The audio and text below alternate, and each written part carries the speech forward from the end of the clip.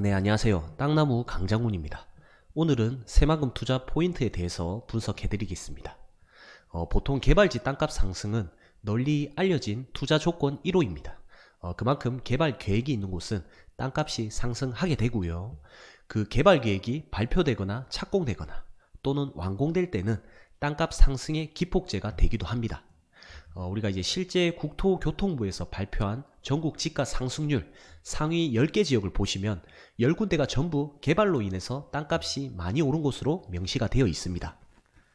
그러기에 우리는 새만금 개발 같은 대규모 국책사업에 반드시 관심 가질 필요가 있습니다. 그럼 오늘 새만금 지역 중에서도 부안군 내에서 투자 포인트를 제가 짚어드리겠습니다. 먼저 새만금 투자 포인트 1순위는 투자자와 실수요자가 같이 움직이는 시장인 부안읍내가 위치해 있는 부안 시내와 해양 관광을 담당하고 있는 변산면입니다. 우리가 이제 부안군 내에서도 2018년이랑 2019년도에 땅값 상승률 1위를 차지한 곳이 보통 개발지 인접지라고 생각 많이 하고 계시는데 바로 부안읍이랑 변산면 쪽이 상승률이 제일 높았습니다. 그 이유를 보면 현재 부안군 내에서도 유일하게 의식주를 해결할 수 있는 입지가 부안읍내 쪽입니다. 내가 금융위를 보더라도 부안읍으로 가셔야 되고요. 등기소에 서류를 발급한다 해도 부안읍내를 방문해야 됩니다. 그리고 이제 부안군청도 읍내에 위치해 있고요. 미래를 대비해서 웬만한 시청보다 훨씬 더 크게 신축으로 지어놨습니다. 규모를 실제 가서 보시면 세종시청이랑 비슷하고 건물도 비슷하게 지어 놓았습니다. 아무튼 이제 현재 의식주를 완벽하게 해결할 수 있는 공간은 부안읍내밖에 없습니다.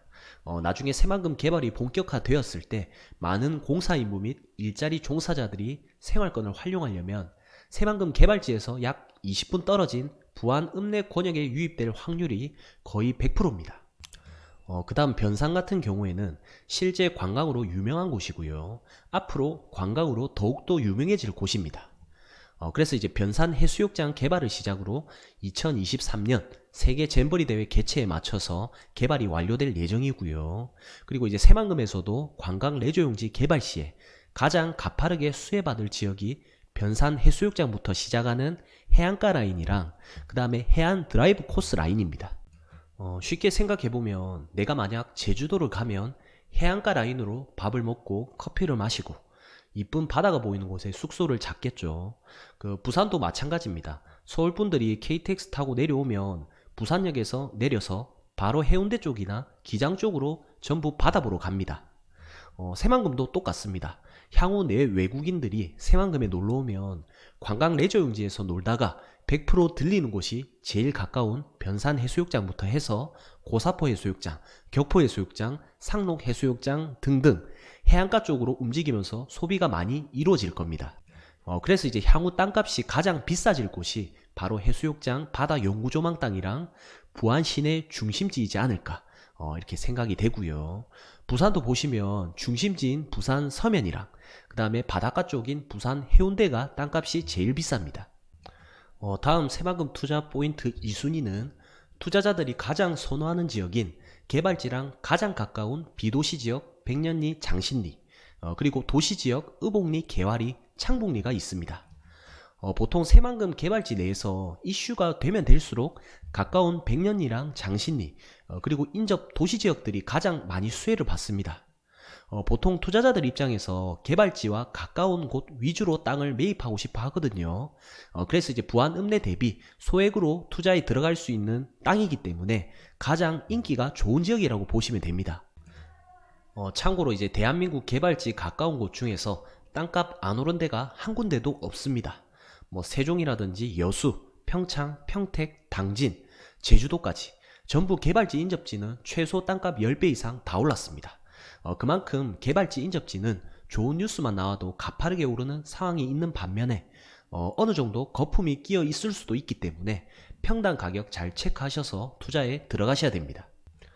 다음으로 이제 인접 도시지역인 의복리, 개화리, 창북리 여기 세 곳은 땅값은 보통 같이 움직입니다. 최근 여기저기 유튜브에서 창북리를 워낙 띄워놓는 바람에 지금은 이 세 곳 중에서 창북리가 단연 1등으로 땅값을 달리고 있습니다. 과거 2, 3년 전만 해도 개발지랑 가장 가까운 의복리가 1등으로 가격이 오르면 그 다음에 2등이 개화리, 그 다음 3등이 창북리였습니다. 아무튼 비슷한 시세를 보이면서 움직이고 있는 게 바로 이 세 곳의 도시지역이라 보시면 됩니다. 향후 이제 새만금 개발이 본격화되었을 때 가까운 도시지역들은 생활권으로 사용될 수밖에 없습니다. 향후 부안 읍내가 비싸지면 비싸질수록 의복리, 개화리, 창북리 인프라는 더욱 빠르게 구축된다 보시면 돼요. 그럼 당연히 땅값도 가파르게 많이 오르겠죠. 그 다음 새만금 투자 포인트 3순위를 살펴보면 부안읍 도심지가 확장되었을 때 수혜를 받는 동진면이랑 행안면입니다. 지도를 보면 부안읍 쪽이랑 거의 붙어있다 보시면 됩니다. 아무래도 이제 부안군 내에서도 도심의 생활권이 집중적으로 몰리는 곳은 당연히 부안 읍내부터 몰릴 수밖에 없거든요. 그래서 이제 부안에서도 땅값이 제일 비싼 곳이 읍내 쪽이란 말이에요. 아무튼 이제 생활권 인구가 몰리면 몰릴수록 부안읍과 붙어있는 땅들로부터 인접지역까지 같이 성장해 나가는 게 일반적인 도시기본 계획의 틀입니다.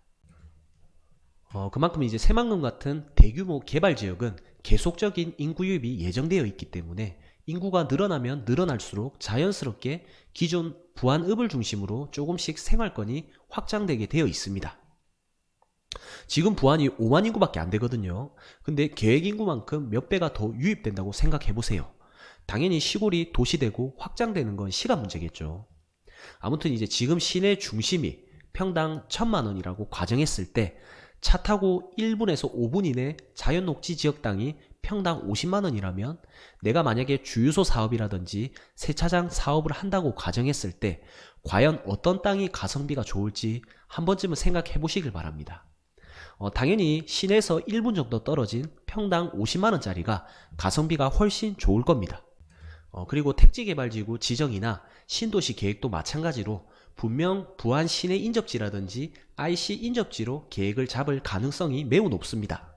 보통 기본적인 도시 계획을 짤 때 교과서 같은 거라 보시면 돼요. 다음은 새만금 투자 포인트 4순위 지역인데 저는 개인적으로 4순위 지역도 좋아합니다. 소액으로 일단 들어갈 수가 있고요.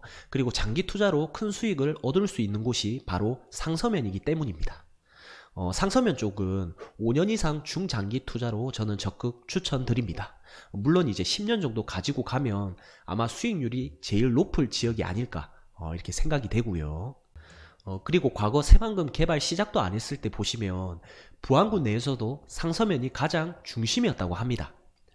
지금도 실제 전체 지도만 놓고 보시면 상서면이 새만금 개발지랑 부안 시내랑 딱 정중앙에 위치해 있어서 입지면에서는 최고거든요. 그만큼 이제 부안군 내에서도 도시 기본 계획 틀을 짤 때 부안읍에서 상서면을 기점으로 부발전축으로 지정해 놓은 이유가 다 있을 겁니다. 아무튼 이제 도시 기본 계획 과거 사례를 보면 주개발축이랑 부개발축 땅값은 별반 차이가 없습니다. 제 생각에는 상서면이 입지가 좋기 때문에 향후 인구 팽창될 때 여기부터 개발시킬 수도 있겠다는 생각도 들어요.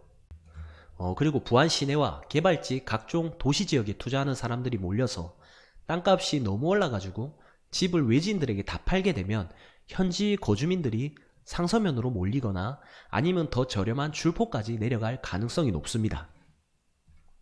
아무래도 이제 상서면이 시골치고 인프라가 잘 갖춰져 있기 때문에 현지인들이 선호한다고 저는 들었거든요.